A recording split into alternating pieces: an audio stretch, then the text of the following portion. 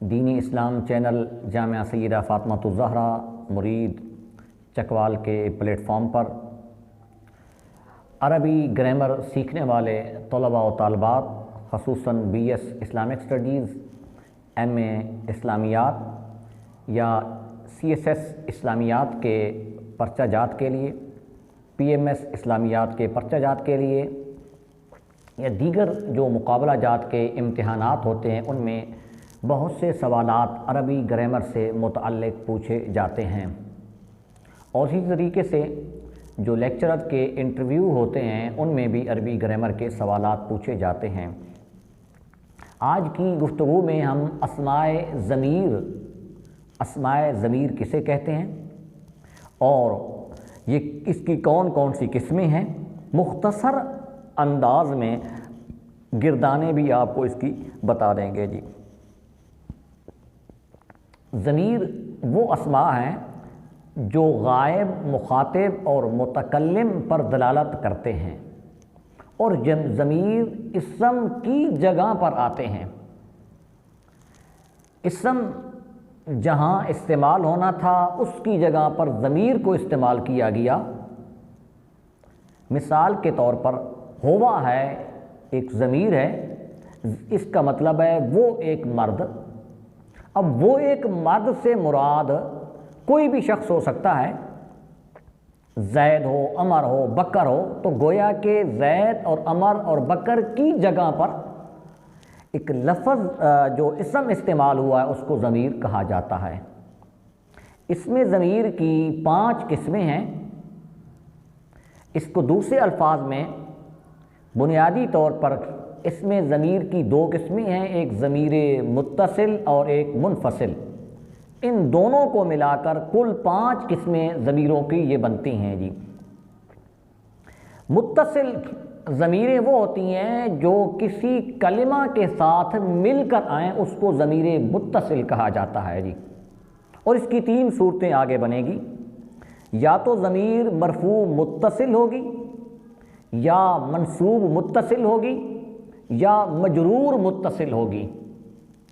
مرفوع متصل کا مطلب ہے کہ جو فاعل کی جگہ پر آئے، منصوب متصل کا مطلب ہے جو مفعول کی جگہ پر آئے، مجرور متصل کا مطلب ہے کہ جس کے اوپر حرف جارہ آ جائے۔ اب ان کو آپ نے اگر ضربا کی فعل ماضی کی گردان یاد کی ہوئی ہے تو کچھ نہ کچھ اس کے ساتھ مشابہت ہوتی ہے جی۔ ضمیر مرفوع متصل کی گردان فعل ماضی کی ہی گردان ہے، لیکن اس میں 2 قسمیں پھر آگے بن جاتی ہیں، یا تو اس کے اندر ضمیر ظاہر ہوگی، اس کی علامت یا چھپی ہوئی ہوگی۔ اب ضربا کے اندر وہ اس ایک مرد نے مارا تو اس کے اندر ضمیر بارز ہے جی، لیکن اسی فعل ماضی کی جو گردان ہے ضربتے، اس کے اندر تے، تا، تو جو ہے آخر میں جو یہ تو یا تے ہے، یہ علامت ہے ضمیر متصل کی۔ تو عمومی طور پر طلباء کو یاد کرانے کے لحاظ سے ضمیر مرفوع متصل کی مثال ضربا فعل ماضی کی گردان دی جاتی ہے کہ آپ اس کو یاد کریں، یہی ضمیر مرفوع متصل کی مثال ہے جی۔ اور منصوب متصل جیسا کہ ہو اصل میں ہے، اس ہو کو فعل کے ساتھ ملا دیتے ہیں، نصرہو، نصرہما، نصرہم، نصرہا، نصرہما، نصرہن، نصرکا، نصرکما، نصرکم، نصرکے، نصرکما، نصرکن۔ اچھا، یہ جو آخر میں اضافہ کیا جا رہا ہے کاف کا، ہا کا، نون کا، یہ اصل میں ضمیر منصوب و متصل کی مثال ہے۔ یہ منصوب ہے اور یہ مفعول کے قائم مقام ہے۔ ناصرہ کا مطلب ہے کہ اس شخص نے اس ایک شخص کی مدد کی۔ مجرور متصل کی مثال 2 بنتی ہیں، یا تو اس کے اوپر مضاف آئے گا یا کیا ہے کہ اس کے اوپر حرف جار آ جائے جی۔ تو وہ ضمیر مجرور متصل بن جاتی ہے، جیسا کہ لہو، لہما، لہم، لاہا، لہما، لہن، لاکا، لاکوما، لکم، لاکے، لاکوما، لکنا، لی، لنا۔ اور اس کے صیغے اسی طرز کے ہیں جس طریقے سے فعل ماضی کے 14 صیغے ہوتے ہیں جی۔ اور یعنی مضاف کی مثال جیسے کتابہ، کتابہما، کتابہم، کتابہا، کتابہما، کتابہن، کتابوکا، کتابوکما، کتابوکم، کتابوکے، کتابوکما، کتابوکن، کتابی، کتابونا۔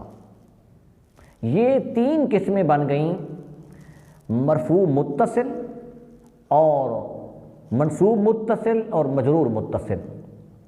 اب آ جائیں منفصل کی جو 2 گردانیں بنتی ہیں۔ منفصل مجرور منفصل نہیں آئے گی، مرفوع منفصل اور منصوب منفصل آئے گی۔ منفصل کا مطلب ہے جدا، یہاں تو ضمیر کسی فعل کے ساتھ یا حرف کے ساتھ ملی ہوئی ہے جی، وہاں ضمیر جو ہوگی الگ آئے گی۔ جیسا کہ مرفوع منفصل کی مثال، مرفوع ہے فاعل کی جگہ پر یہ واقعہ ہوگی، جیسا ہوا، ہما، ہم، ہیا، ہما، ہننا، انتا، انتما، انتم، انتے، انتما، انتننا، انا، نحنو۔ یہ الگ آئیں گی اور یہ کسی حرف کے ساتھ یا کلمہ کے ساتھ یا فعل کے ساتھ مل کر نہیں آتی، اسی وجہ سے ان کو منفصل کہا جاتا ہے۔ منصوب منفصل کی مثال ہے ایاہو، ایاہما، ایاہم، ایاہا، ایاہما، ایاہن، ایاکا، ایاکما، ایاکم، ایاکے، ایاکما، ایاکن، ایایا، ایانا۔